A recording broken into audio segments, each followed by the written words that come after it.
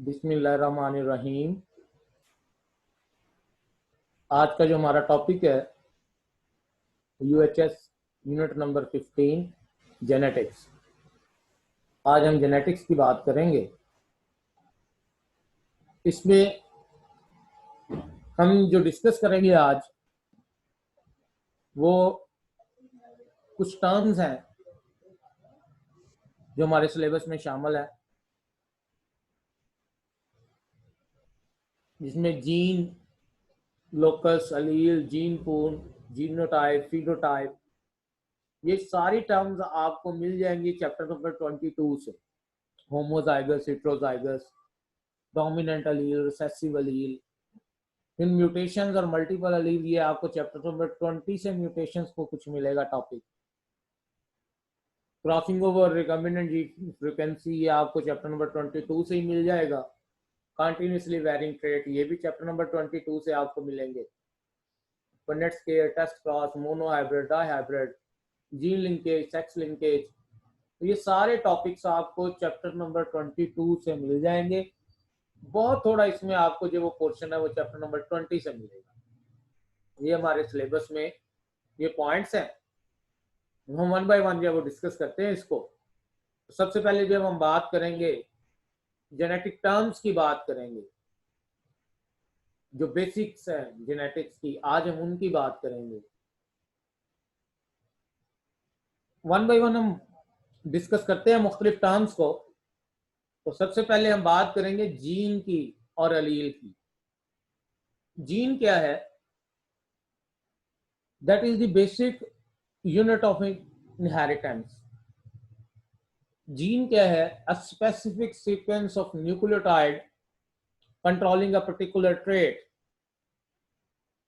एक क्रोमोसोम में मौजूद है डीएनए, और डीएनए के अंदर मौजूद है न्यूक्लियोटाइड्स। उन न्यूक्लियोटाइड्स की एक स्पेसिफिक जो अरेंजमेंट जिससे एक स्पेसिफिक ट्रेट कंट्रोल होना है, दैट इज अ जीन।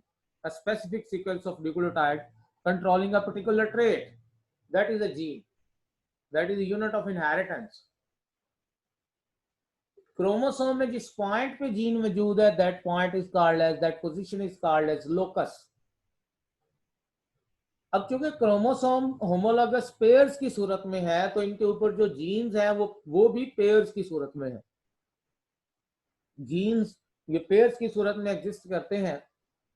इनके दोनों होमोलॉगस क्रोम, जैसे क्रोमोसोम नंबर 1 है,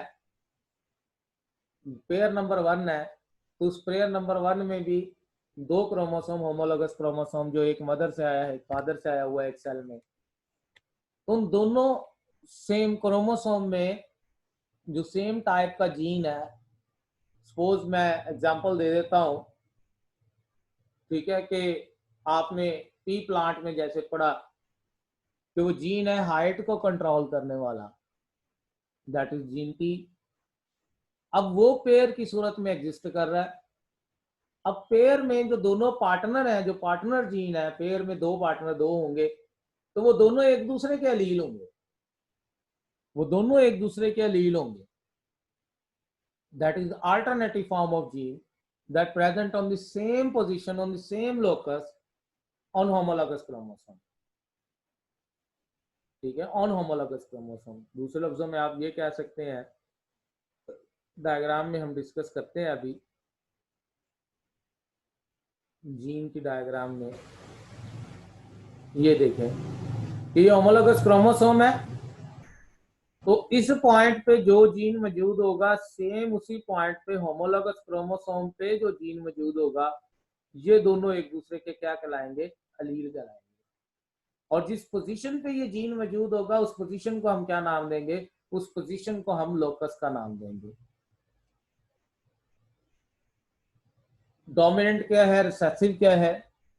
अब वो जो दोनों के दोनों एलील्स मौजूद है, ठीक है, स्पेसिफिक लोकस के ऊपर, तो एक हेटेरोजाइगस फॉर्म में उन दोनों एलील्स में से जो एक्सप्रेस हो रहा होगा, दैट इज द डोमिनेंट, और जो नहीं हो रहा होगा, दैट इज द रिसेसिव।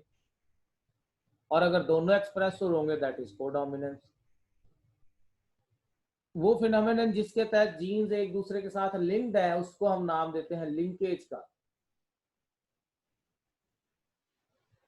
जब ऑफस्प्रिंग बनाने के लिए क्रॉस करवाया जाता है, पेरेंट्स के दरमियान क्रॉस होता है, जो पहली जनरेशन बनती है that is called as F1, और F1 के क्रॉस से जो दूसरी बनेगी that is called as F2।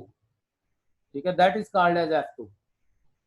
Physical appearance जो एक इंडिविजुअल की होगी दैट इज द फिनोटाइप, और जो उसके अंदर जेनेटिक मेकअप होगा that is it's genotype.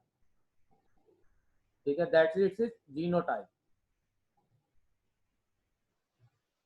Homozygous heterozygous क्या है कि अगर दोनों अलील्स एक जीन के पेयर में वो दोनों सेम है, सिमिलर है, दैट इज दी होमोजाइगस। और अगर उनमें वेरिएशन है, डिफरेंट है, एक डोमिनेंट है, एक रिसेसिव है, ठीक है, that is the heterozygous.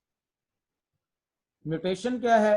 That is change in genetic material. Gene pool क्या है? सारे जीन्स का सम अप एक पॉपुलेशन के अंदर।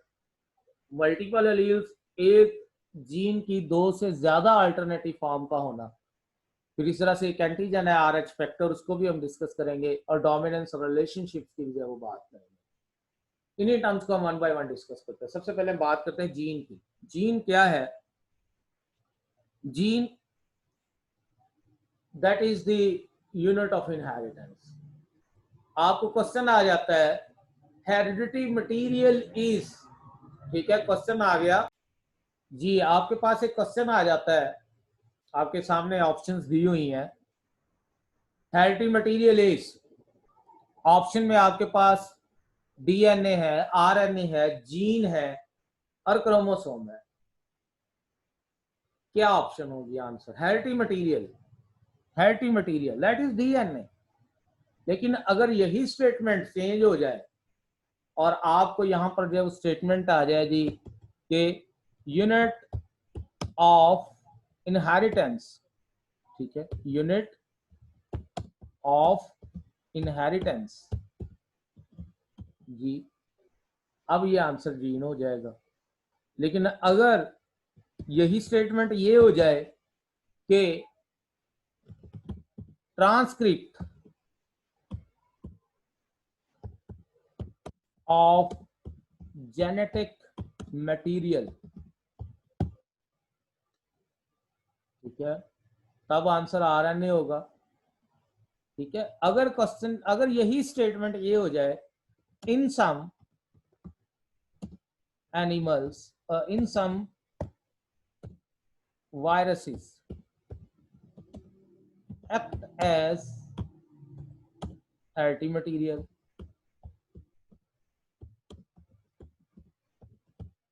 जी, तब भी आंसर RNA होगा।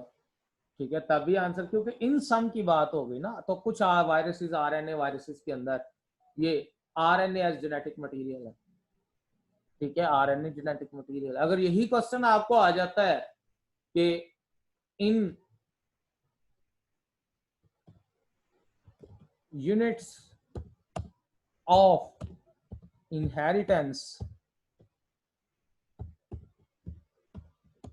आर प्रेजेंट इन, हाँ जी, अब आपके पास ऑप्शन में, आपके पास ऑप्शन में न्यूक्लियस भी है जी। Units of inheritance are present इन,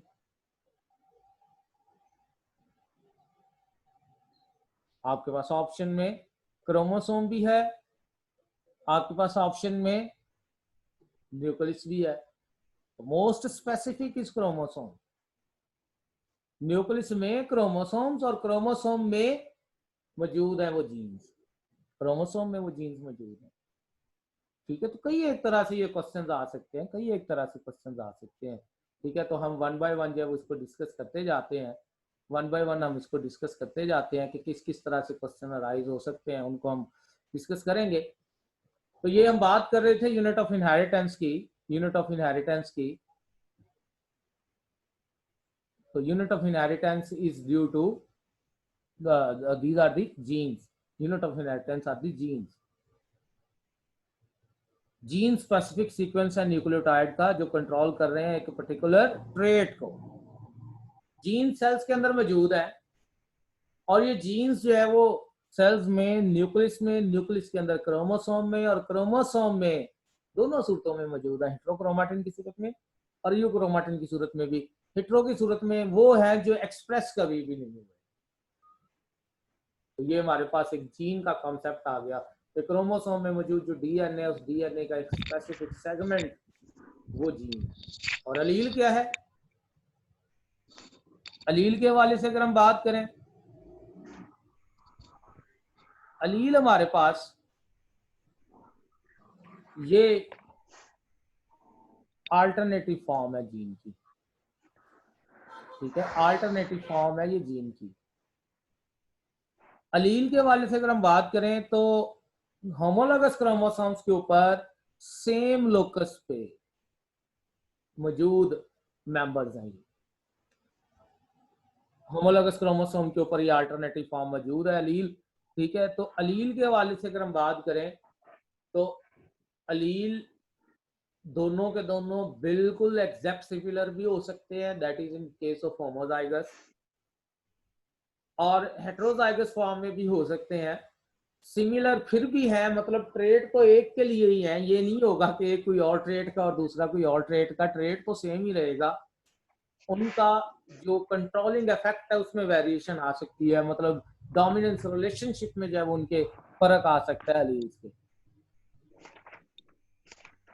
ये हमारे पास दो क्रोमोसोम है, होमोलोगस क्रोमोसोम, और इन दोनों होमोलोगस क्रोमोसोम में आप ये देखें, सपोज ये एक जीन है जी टी।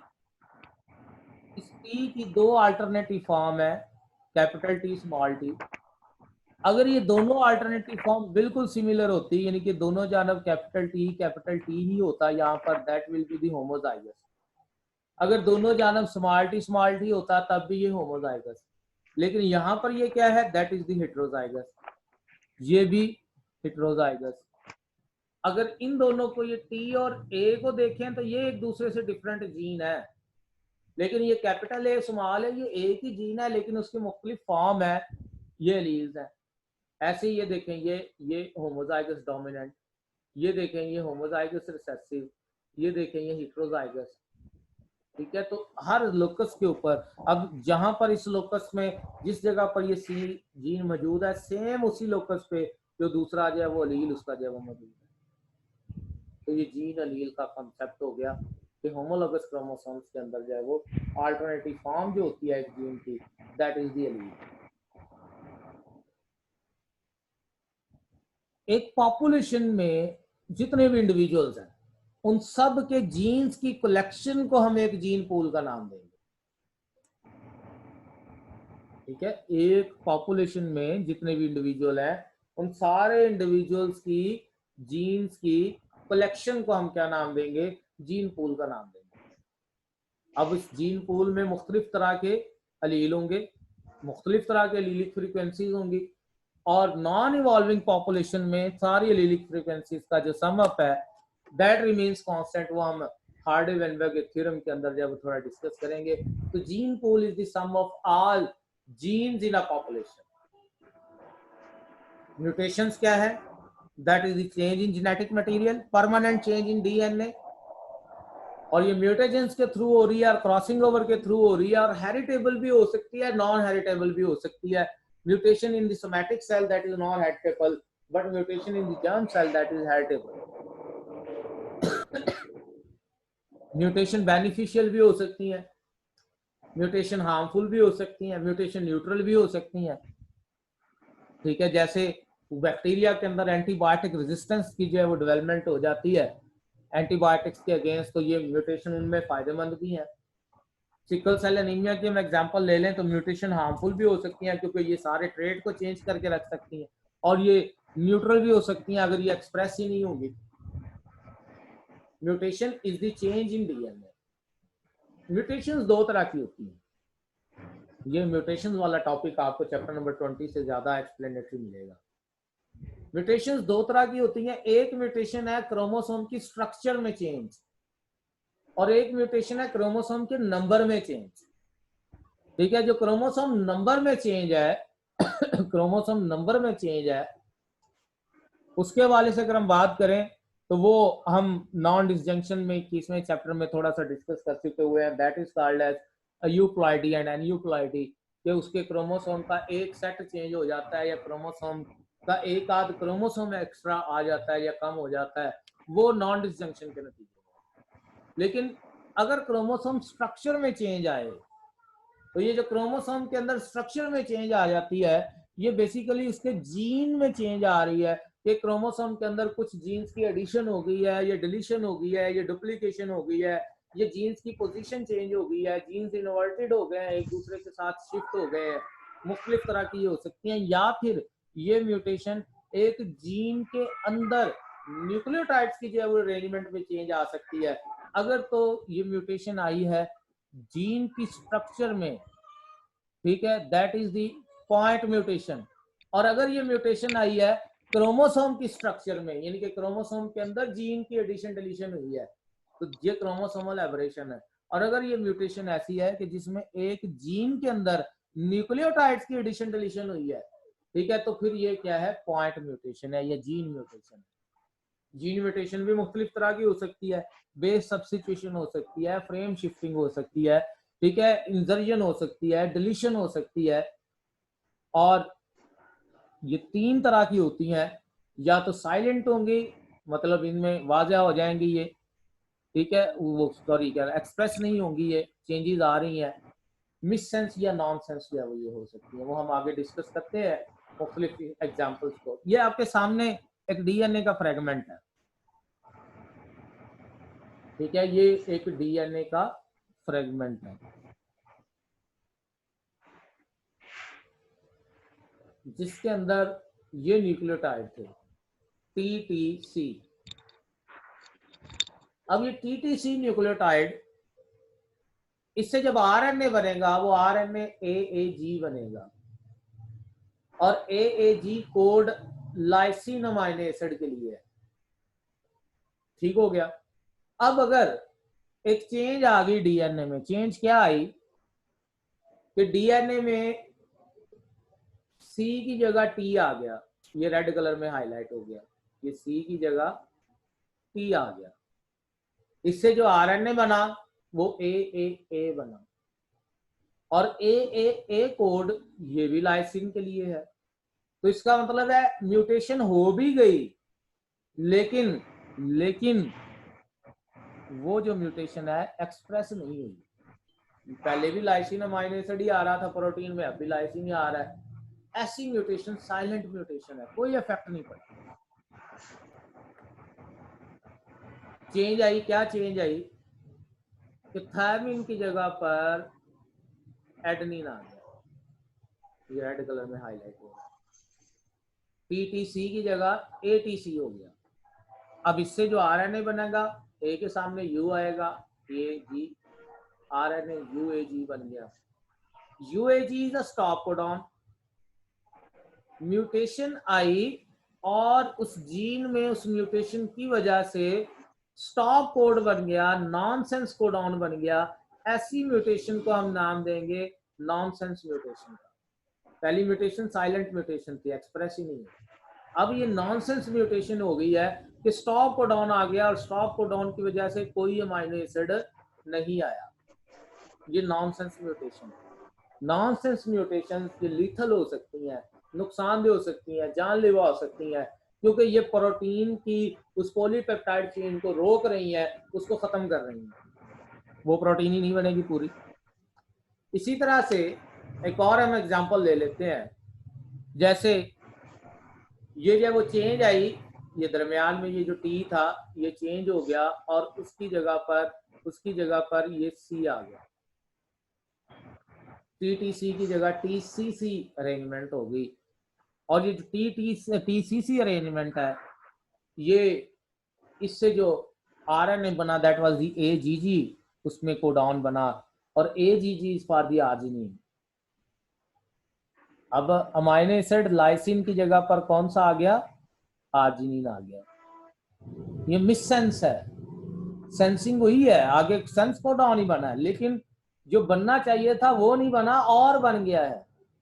जैसे आपने एग्जांपल ली सिकल सेल एनीमिया की, सिकल सेल एनीमिया में भी तो यही होता है ना, ग्लूटामिक एसिड की जगह वेलिन आ जाता है।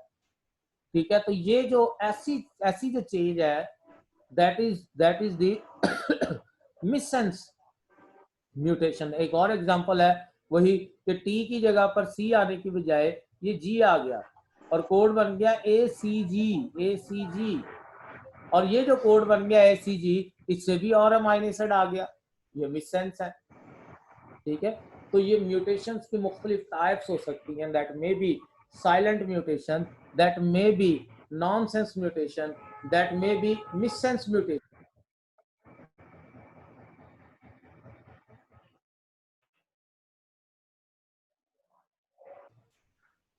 अब सेंस में भी दो फॉर्म्स हैं, conservative and non conservative, conservative and non conservative.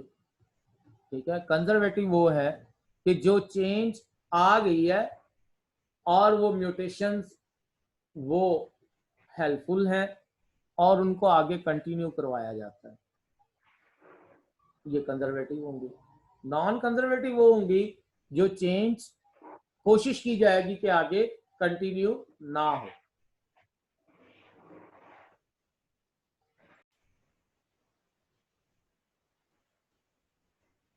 तो ये क्वेश्चन अभी एक स्टूडेंट ने किया था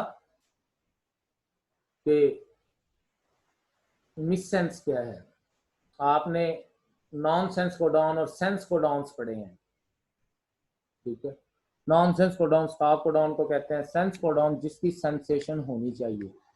अब सेंस ये थी कि TTC जीन से लाइसिन अमाइनो एसिड आता, लेकिन म्यूटेशन की वजह से मिससेंस हो गई। मिससेंस मतलब और अमाइनो एसिड स्पेसिफाई हुआ, वो चेंज आ गई म्यूटेशन की वजह से और अमाइनो एसिड लाइसिन की बजाय आर्जिनिन आ गया।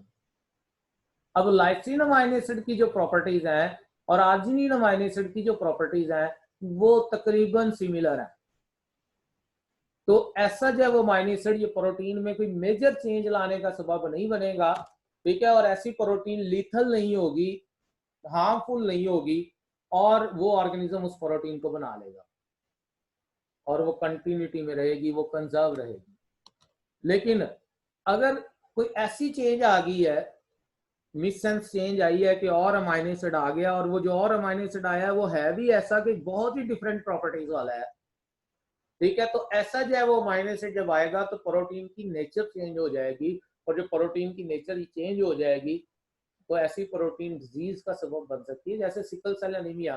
Sickle cell anaemia is also an example of non conservative missense point mutation. ये आपके सामने एग्जांपल्स हैं पॉइंट म्यूटेशंस की मुख्तलिफ। कि सपोज ये एक डीएनए का जो है वो फ्रेगमेंट है नॉर्मल, उसमें ये क्या हुआ, एक न्यूक्लियोटाइड ऐड हो गया, ये रेड कलर में जो है।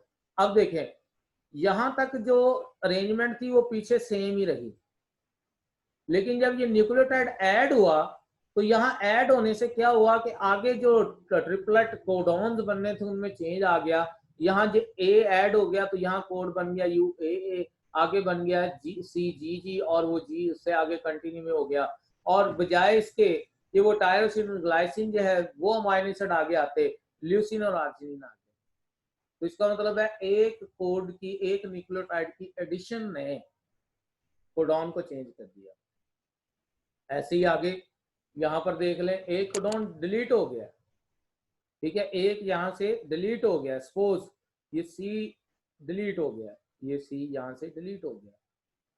अब ये नॉर्मल जो है वो इसमें था, इसमें ये एक डिलीट हो गया, तो इसके डिलीट होने से क्या हुआ, देखिए UA, अब अगला न्यूक्लियोटाइड यहाँ पर G था, वो जब आ गया तो UAG जो कि एक स्टॉप कोडॉन है, वो सारी की सारी जो है वो जो अरेंजमेंट थी वो रुक गई, वो सिग्नल स्टॉप सिग्नल की सूरत। तो इन एडिशन और डिलीशन से ये मेजर डिफरेंस आ सकता है कि पहले कुछ और सीक्वेंस था, बाद में कुछ और सीक्वेंस है। ठीक है, एडिशन और डिलीशन से ये बिल्कुल ऐसी है कि वो फकत एक नुक्ते ने महरम से मुजरम कर दिया। ठीक है, मैं दुआ करता रहा, वो दगा समझता रहा।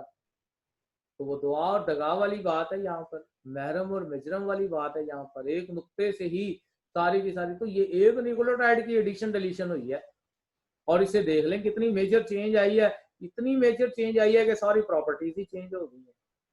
Sickle cell anaemia best example है।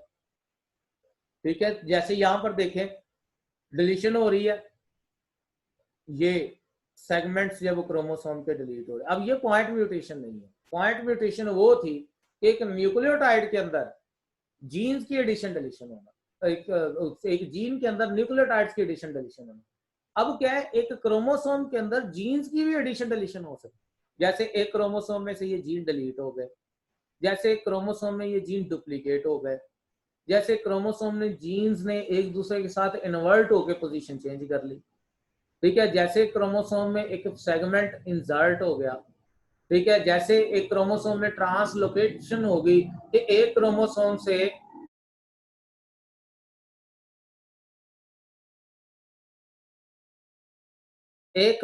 से जो सेगमेंट है वो दूसरे क्रोमोसोम को और दूसरे सेगमेंट इसको मिल गया, ये ट्रांसलोकेशन होगी। मुख्तलिफ तरह की ये क्रोमोसोम लेवल पे भी जब वो चेंजेस आती हैं, जीन लेवल पे जो चेंजेस आती हैं वो पॉइंट म्यूटेशन है। जैसे आपकी बुक में एग्जांपल दी हुई है, पॉइंट म्यूटेशन में बेस की सब्स्टिट्यूशन हो रही है। ठीक है, बेस की सब्स्टिट्यूशन हो रही है, एडिशन हो रही है, डिलीशन हो रही है। ठीक है, जीन की पोजिशनिंग में जो है वो चेंज आ रही है। ये मुख्तलिफ एग्जाम्पल्स दी हुई है आपकी बुक में। ठीक है, उसके मुताबिक जो है वो आपने इसको जो है वो देख लेना।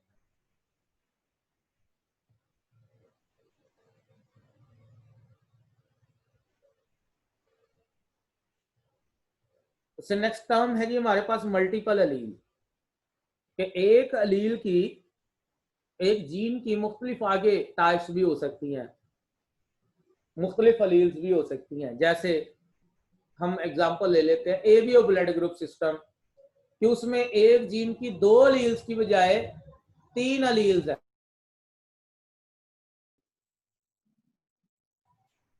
2 अलील्स की बजाय 3 अलील्स है एबीओ ब्लड ग्रुप।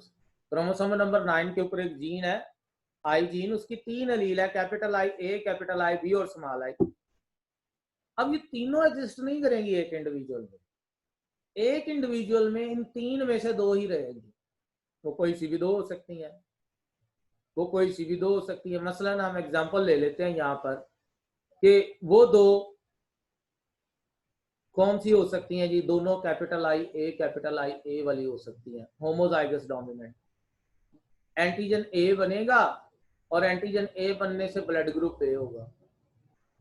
अगर कैपिटल आई ए और स्मॉल आई है, एंटीजन ए बनेगा लेकिन ये हिट्रोजाइगस है, और ये हिट्रोजाइगस जो है इसमें ए ब्लड ग्रुप ही रहेगा क्योंकि एंटीजन ए बन रहा है।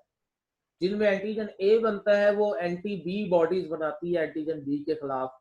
ठीक है, तो उनमें एंटीबॉडीज जो है वो बी बनेंगी। इसी तरह से जिनका ब्लड ग्रुप बी है, उनमें अगर वो होमोजाइगस फॉर्म में है तो वो कैपिटल आई बी है, और अगर वो हेट्रोजाइगस फॉर्म में है तो capital I B small I है, एंटीजन बी बनेगा।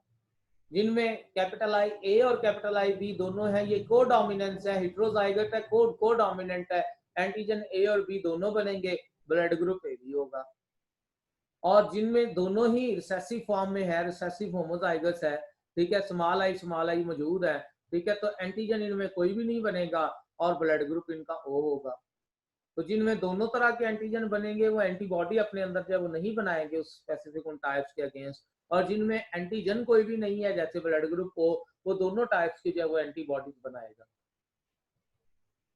ये देखें कि अगर एंटीजन ए बन रहे हैं सरफेस के ऊपर, रेड ब्लड सेल्स के ऊपर एंटीजन ए लगे हुए हैं, तो वो एंटी बी बॉडी बना सकता है, ताकि उसके अंदर जब एंटीबॉडी एंटीजन बी अगर आएंगे तो वो एंटी बी बॉडी उनके साथ मिलकर ग्लूटिनेशन करवा के एंटीजन बी को खत्म करवा दे। तो ऐसा जो ब्लड ग्रुप है, ब्लड ग्रुप ए, ये एंटीबॉडी बी बना रहा है। ये ब्लड ग्रुप ए को और ए बी को तो दिया जा सकता है, बी या ओ को नहीं दिया जा सकता। ठीक है, एंटीजन बी है जिसमें उसका ब्लड ग्रुप बी, वो बी और ए बी को तो दिया जा सकता है। ठीक है, बी और ए बी को तो दिया जा सकता है, लेकिन वो नहीं दिया जा सकता ए को और ओ को। ठीक है, यहाँ पर थोड़ा सा ये राइटिंग में कंफ्यूजन है, इसको सेट कर लीजिए। जो ए बी है वो ए बी ब्लड ग्रुप, उसमें एंटीबॉडीज नहीं बनेगी, और वो ए बी ब्लड ग्रुप सिर्फ ए बी को ही दिया जा सकता है, और वो ले सकता है सभी से ब्लड, ए से भी, बी से भी, ए बी से भी, ओ से भी, ये यूनिवर्सल एक्सेप्टर है। और जो ब्लड ग्रुप ओ है उसमें कोई एंटीजन नहीं बनता, एंटीबॉडी सारी है उसके अंदर, वो सिर्फ ओ को दिया, वो सिर्फ ओ से ब्लड ग्रुप ले सकता है, लेकिन दे सबको सकता है, ए को भी, बी को भी, ए बी को भी, ओ को भी। दैट इज यूनिवर्सल डोनर, ठीक है, दैट इज यूनिवर्सल डोनर। तो जो हमारे पास ब्लड ग्रुप एबीओ है, एबीओ ब्लड ग्रुप सिस्टम, ये हमारे पास मल्टीपल अलील की एग्जांपल है, ये मल्टीपल अलील की एग्जांपल है, ठीक है, ये मल्टीपल अलील की एग्जांपल है। इंशाल्लाह हम नेक्स्ट टाइम जो है वो डिस्कस करेंगे डोमिनेंस रिलेशनशिप को, और आगे जो है वो कंटिन्यू करेंगे बाकी टॉपिक्स को ही। आज के लिए इतना ही काफी है। कल आपका टेस्ट भी है रिप्रोडक्शन वाले जो है वो चैप्टर का, यूनिट नंबर 14 का, ठीक है। कल